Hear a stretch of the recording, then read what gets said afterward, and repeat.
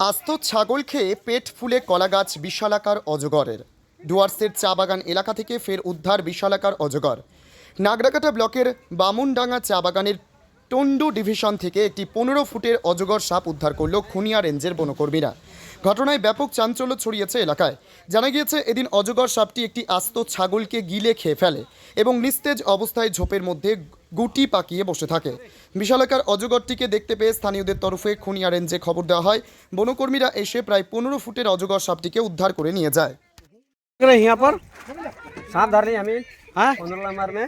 कितना कौन चा बागानी तो है चाय बागान टांडू बगैर टंडू कितना बड़ा है कि तो साप तो बड़ा मोटा मोटी अब कितना हुई तो छागल खाए।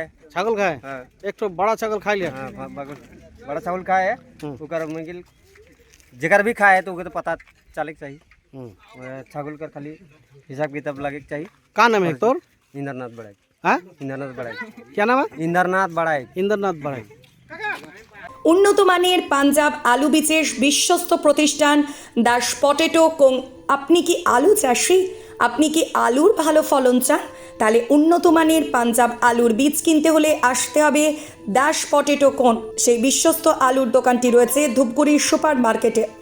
দোকান মালিক সোহেল দাস। পশ্চিমবঙ্গ সরকারের লাইসেন্স প্রাপ্ত উন্নত মানের পাঞ্জাব আলু বীজের দোকান। এখানে উন্নত মানের সমস্ত রকম পাঞ্জাব আলুর বীজ পাওয়া যায়। যোগাযোগ নাম্বার 9064944025 অথবা 9907002979 অথবা 8967640014 এই নাম্বারে।